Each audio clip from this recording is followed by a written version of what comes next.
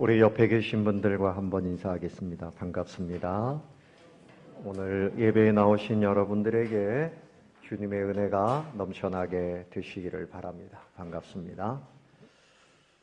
오늘 말씀의 제목은 지금이 은혜 받을 때입니다. 이런 제목입니다.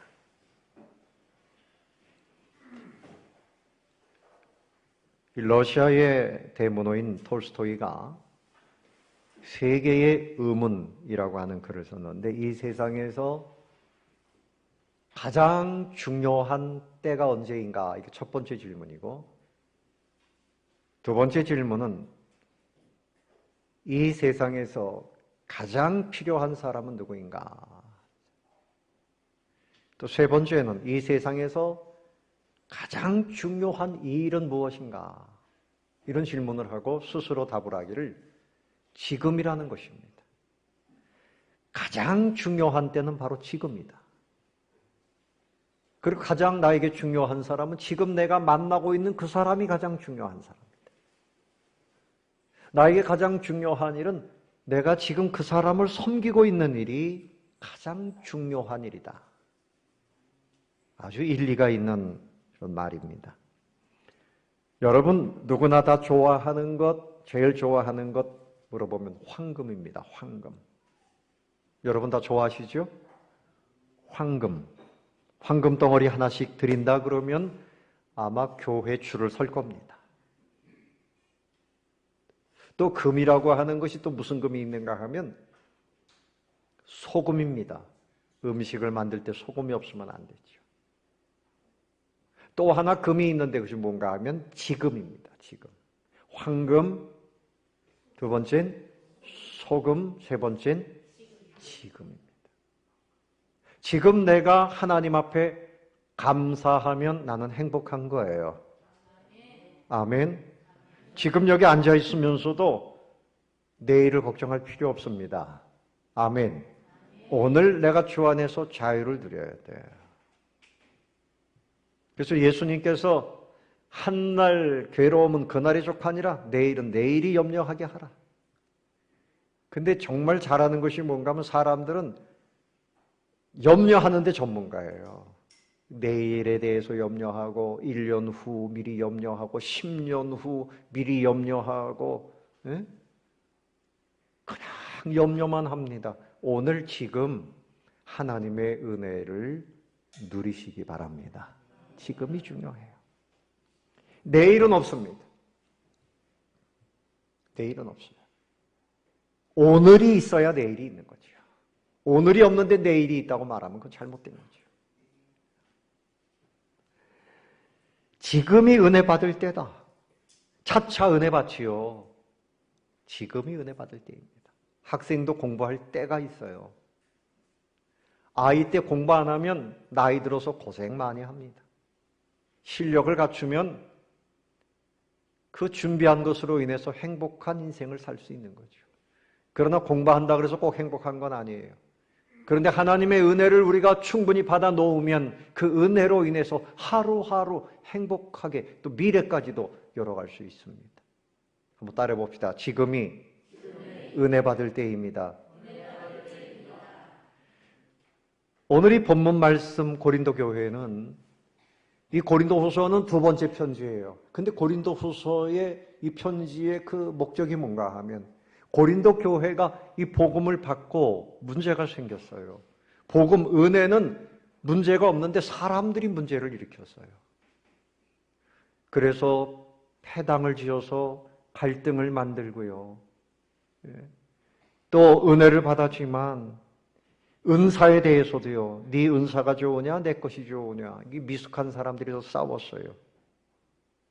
또 가만히 들어온 유대주의자들, 이 사람들이 사도 바울을 비롯해서 사도들에 대해서 불신하게 만들어가지고 교회가 엉망이 됐어요. 도덕적으로도 예수를 믿으니까 이제 구원받았다, 그러니 마음대로 살아도 된다, 마치 구원파 이단처럼 그런 일들이 교회 안에 일어나고 있었습니다. 그래서 1절 하반절에 보면 사도 바울이 말씀하기를 하나님의 은혜를 헛되이 받으면 안 됩니다. 하나님의 은혜를 받았으면 은혜 받은 자의 열매를 잘 맺어야 됩니다. 그런 얘기를 하고요. 2절 말씀으로 넘어가면 지금 여러분들이 그 은혜를 잘 간직하지 못하고 이런 일이 있음에도 불구하고 여전히 필요한 것은 뭡니까? 은혜입니다. 아멘. 그래서 지금이 은혜 받을 때입니다. 복음을 전해보면 목사님 제가 좀 해결한 다음에 문제가 해결된 다음에 교회 나가겠습니다. 아니죠. 교회 나와야 문제가 해결되는 거죠. 아픈 사람한테 병원에 갑시다. 그러면 내가 좀 건강해진 다음에 병원에 가겠습니다. 그렇게 말하는 거하고 똑같아요. 은혜가 우리를 살리는 것이고 은혜가 우리의 모든 삶을 온전하게 합니다. 지금이 은혜 받을 때입니다. 지금이 은혜 받을 때입니다. 세상이 얼마나 혼란해요.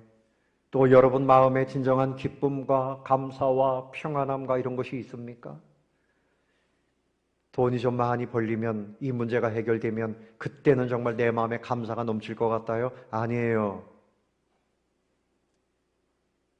우리의 마음에 진정한 감사와 행복과 평안함은 오직 주님의 은혜로부터만 옵니다. 그 은혜가 우리를 온전하게 세웁니다. 아멘. 은혜를 받아야 돼요. 은혜를 받아야 돼요. 그래서 은혜라고 하는 말은 하나님이 우리에게 호의를 베푸시는 것이다. 친절함을 베푸시는 것이다. 우리에게 선물을 주시는 것이다. 구체적으로는 예수님 십자가 보혈의 은혜로 우리를 구원해 주셨어요.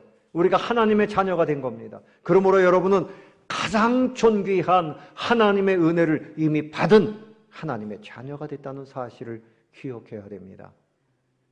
요즘에 여러분 떠들썩하게 나오는 포도 한 송이 뭡니까?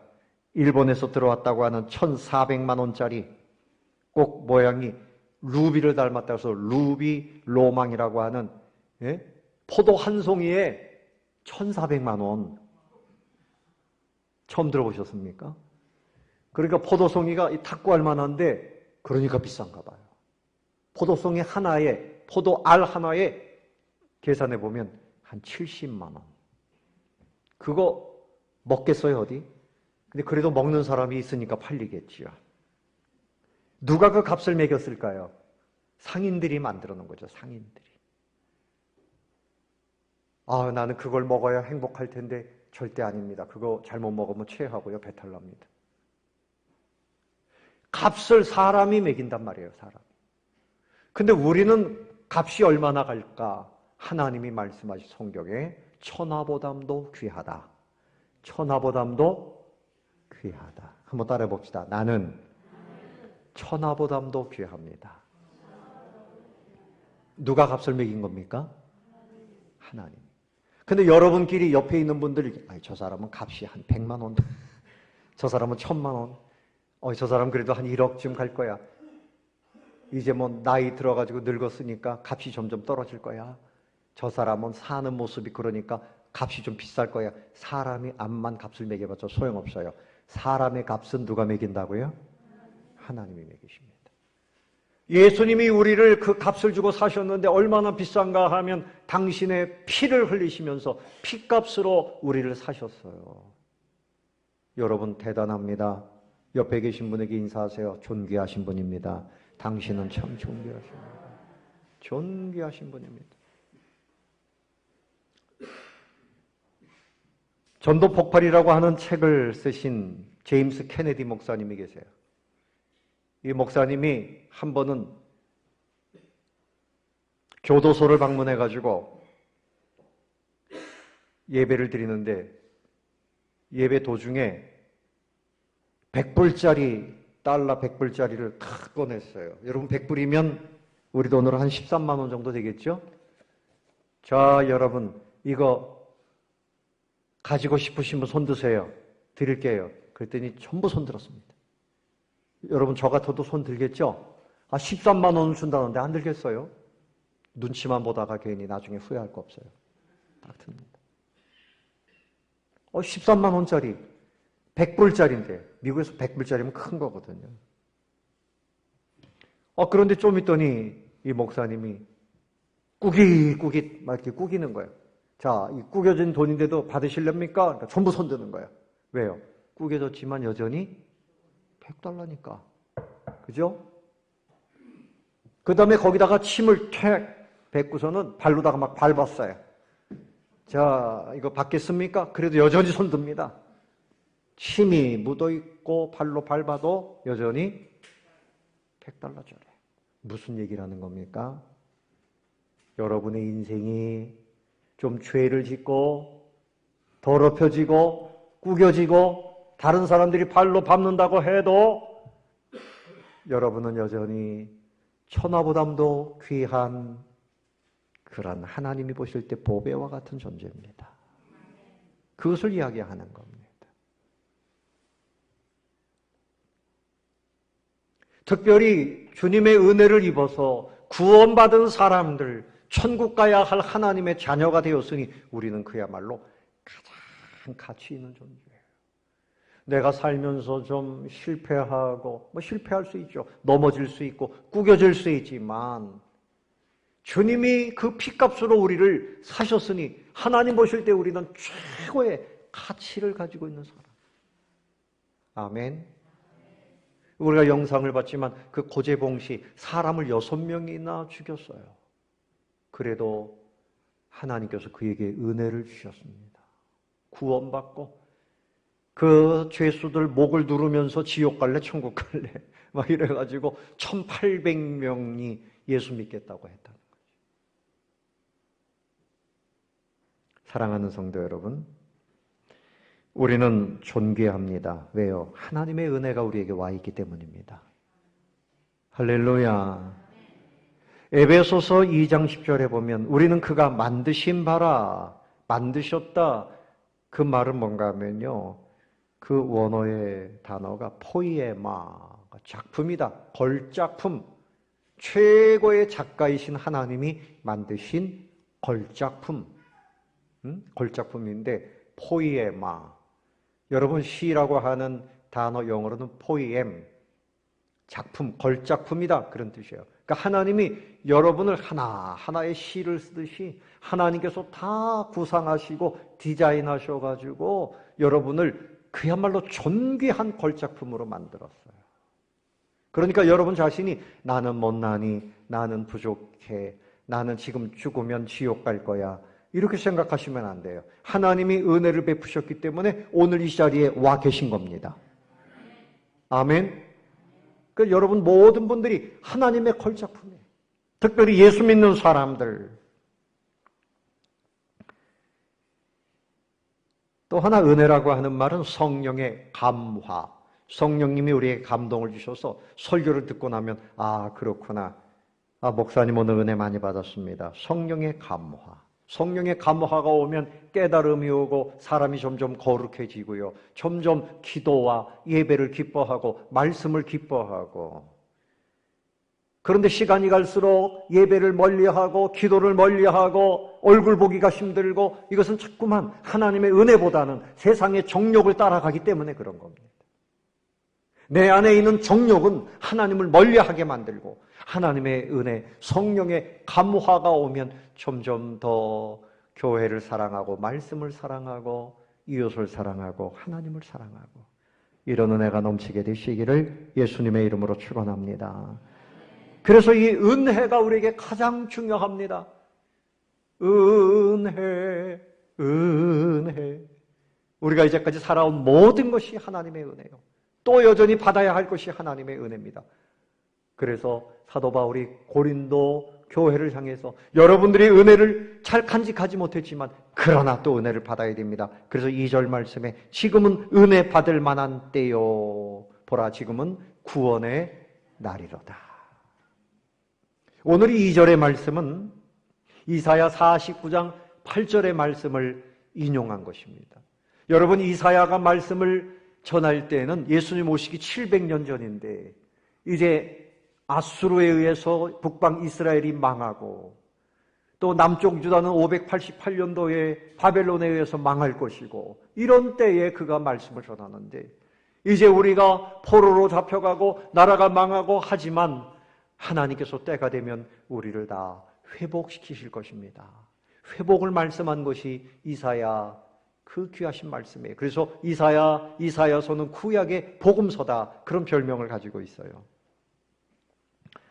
몇 구절을 보면 이사야 61장 3절에 무릇 시온에서 슬퍼하는 자에게 화관을 주어 그 죄를 대신하며, 죄는 슬픔을 말하는 거죠. 기쁨의 기름으로 그 슬픔을 대신하며 찬송의 옷으로 그 근심을 대신하시고 그들이 의의 나무 곧 여호와께서 심으신 그 영광을 나타낼 자라 이렇게 말씀했어요. 또 60장 1절 이하에 보면 일어나라 빛을 발하라. 일어날 때가 된다. 너희가 자유의 빛, 생명의 빛을 발하게 된다. 포로로 잡혀가지만 밝은 빛이 여러분에게서 나타난다는 거죠. 눈을 들어 사방을 보라. 무리가 다 모인다. 다시 돌아온다. 해방과 회복을 말하는 것입니다. 그리고 네 마음이 놀라고 또 화창하게 될 것이다. 바다의 부요함이 내게로 돌아온다. 그리고 열방의 찬송을 전파하게 될 것이다. 너희가 회복될 뿐만이 아니라 너희들에게 재물의 부가 넘치고 기쁨의 부가 넘치고 온 세상에 하나님을 찬송하는 예배를 전파하게 된다. 선교를 하게 된다는 거죠. 여러분, 우리 대한민국이 잘 살고 있습니다.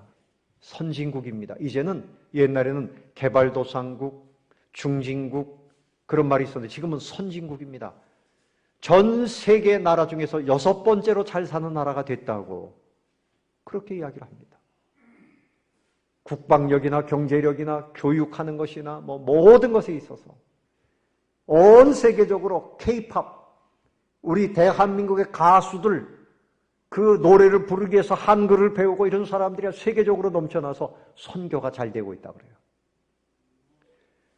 이 나라에 정치하는 사람들이나 교육하는 사람들이나 이런 사람들이 잘해서 이렇게 잘 살까요? 하나님의 은혜입니다. 하나님의 뭐라고요? 은혜입니다. 여러분, 누가 뭐라 그래도 대한민국을 위해서 기도하는 사람들이 교회 안에 지금도 넘쳐나고 있어요. 새벽마다 기도하는 사람들이 넘쳐나고 있어요. 그렇게 될 수 있기를 바랍니다. 아멘. 기도하면 올라가는 거예요. 기도하지 않으면 추락하는 거예요. 지금 기도하지 않고도 잘 살고 있는데요. 금방 추락합니다. 기다려보세요. 추락하고 말 겁니다. 기도해야 올라가는 거예요. 우리의 심령의 기쁨도 건강도 물질도 하나님이 근본적으로 은혜로 주셔야 되지요. 은혜 속에서 이 나라가 이만큼 잘 살고 있습니다. 종교개혁가 마틴 루터는 이랬어요. 은혜는 기회라는 겁니다. 은혜는 지나가는 소낙비와 같다. 비가 막 쏟아질 때 그 비를 맞아야 된다는 거지. 지금 하나님의 은혜가 쏟아지고 있는 때 야무지게 기도하면, 새벽을 깨우면 하나님의 은혜의 열매를 봐요. 왜 탄식만 하고 있습니까? 왜 염려하고 있습니까? 기도할 수 있는데 왜 기도하지 않고 목사님 힘들어요. 너무 바빠요. 고단해요. 이사야 40장 마지막 부분에 보세요. 하나님을 앙망하는 사람은 독수리가 날개치며 올라감 같을 것이라. 젊은 아이들이, 아기들이 막 피곤할 줄 모르고 뛰어다녀요. 그 아이들이 피곤하고 고나고 넘어진다 할지라도 하나님을 앙망하는 사람은 오히려 피곤하지 아니하고 살아나게 됩니다. 은혜를 사모하시기 바랍니다. 지금이 은혜를 사모할 때예요. 스펄전 목사님도 동일한 말씀을 했어요. 은혜라는 것은 샘물 같아서 식기 전에 틀에 담아야 된다. 식고 나면 아무리 힘을 써도 소용이 없다. 우리나라에도 비슷한 속담이 있죠. 네?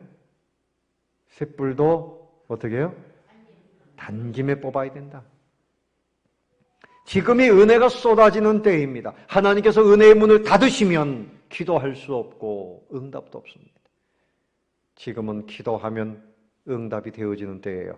말씀을 보면 은혜가 넘치는 때입니다. 아멘. 하나님의 은혜가 쏟아지고 있는데 은혜는 뒤로 하고 탄식만 하고 세상만 따라다니면 헐벗은 자가 되어지고 마는 것입니다.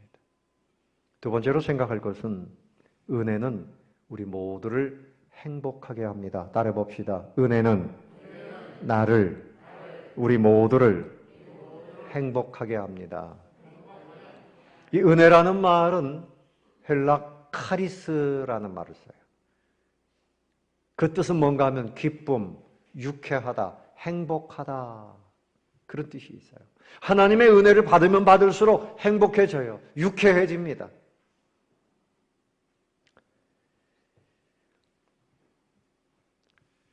그래서 특별히 오늘 사도 바울이 그가 은혜를 받았기 때문에 그의 모든 직분을 잘 감당하고 있다 그랬어요. 자, 3절 말씀 보시면 같이 한번 읽어볼까요? 시작. 우리가 이 직분이 비방을 받지 않게 하려고 무엇이든지 아무에게도 거리끼지 않게 하고. 비방을 받지 않는다는 말은 조롱거리가 되지 않는다, 그런 말입니다. 당신 예수 믿는데 사는 모양이 왜 그래? 이렇게 조롱거리가 돼서 안 되죠. 아니죠. 나는 물질은 좀 부족해도 보세요. 얼마나 행복한지 보세요. 얼마나 내가 기쁜지 보세요. 내 안엔 소망이 있답니다. 감사가 넘칩니다.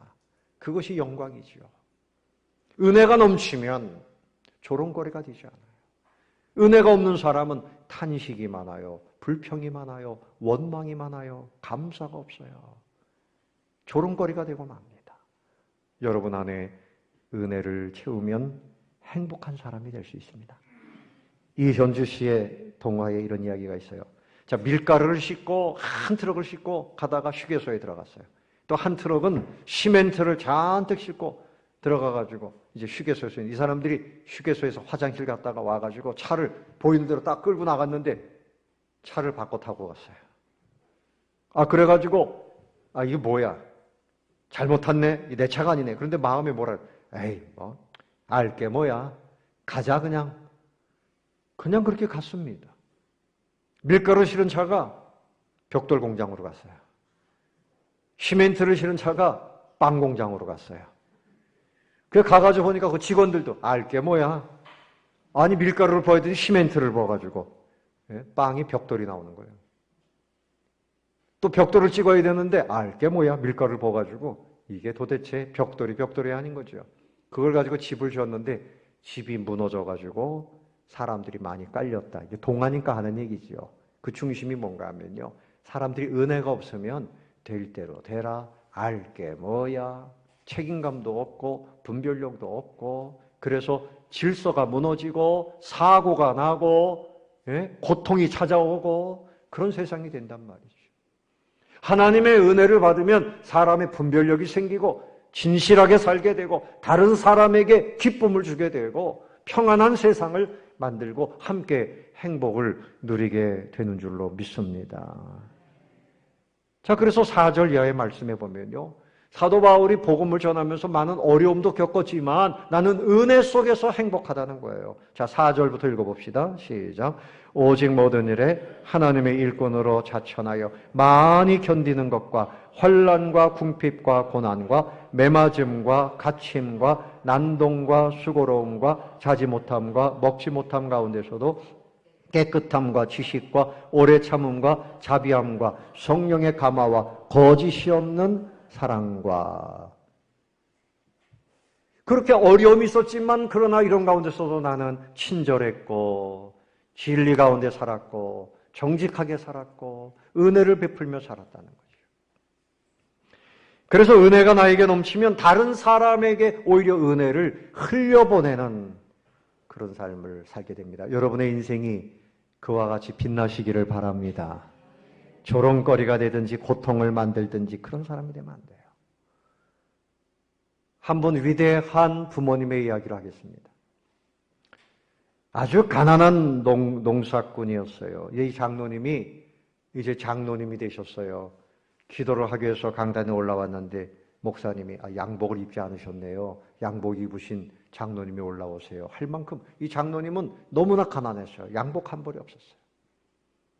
그런데 이 장로님은 기도왕입니다. 그 부부가 비가 오든지 눈이 오든지 그 교회에 와서 새벽마다 기도를 했어요. 한 번은 그 겨울날 미끄러져 가지고요, 그냥 물 구덩이 속에 빠져가지고 온몸이 다 젖어서 추운 날, 그 집에 가서 얼른 옷을 갈아입고 또 교회 가서 새벽 기도를 합니다. 근데 이분은 자녀가 무려 8명인데 아들 5에 딸 3. 하나님, 우리 아들 5이 다 훌륭한 장로로 복받게 해주세요. 하나님의 은혜를 구했고, 우리 딸들은 신실한 권사들이 되어줘서 하나님의 은혜를 누리게 해주세요. 그렇게 기도를 했는데요, 하나님께서 뿌린 대로 거두게 하신 겁니다. 첫째 아들이 김홍규 장로님, 순천 동부교회 장로님으로서 순천 매산고등학교 교장 선생님이 됐고, 둘째 아들 김병규 장로님, 서울복음교회 장로님으로 명보 주식회사 회장님이 됐고, 셋째 아들 김성규 장로님, 장안교회 장로님으로 유성 TNS 주식회사 회장님이 됐고, 넷째 아들 김명규 인천제일교회 장로님 14대 15대 국회의원이 됐고, 다섯 번째 아들 김승규 장로님 서울 할렐루야 교회 장로님 법무부 장관 했고요. 국정원장까지 지냈어요. 이름 들어봤을 겁니다. 그리고 3명의 따님들도 다 교회 권사님으로 그렇게 섬기게 됐어요.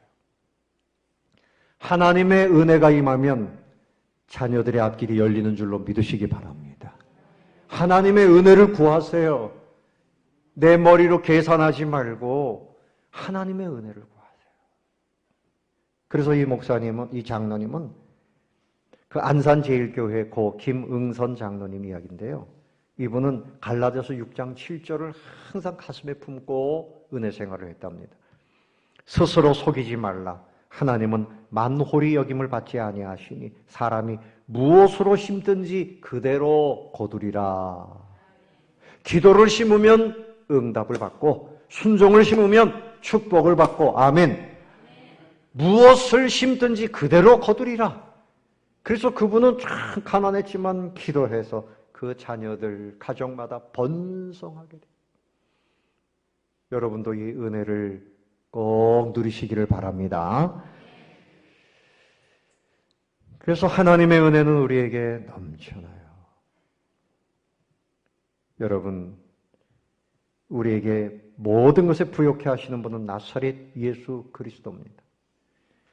요한복음 1장 12절 이하에 보면 이렇게 말씀합니다. 말씀이 육신이 되어 우리 가운데 거하심에 우리가 그의 영광을 보니 아버지의 독생자의 영광이요 은혜와 진리가 충만하더라. 우리가 다 그의 충만한 데서 받으니 은혜 위에 은혜로라. 은혜 위에 뭐라고요?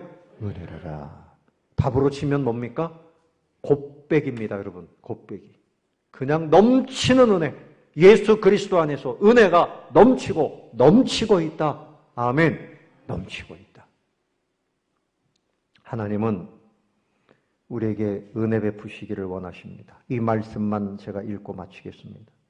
민수기 6장 24절 이하에 여호와는 네게 복을 주시고 너를 지키시기를 원하며 여호와는 그의 얼굴을 네게 비추사 은혜 베푸시기를 원하며 여호와는 그 얼굴을 네게로 향하여 드사 평강 주시기를 원하노라.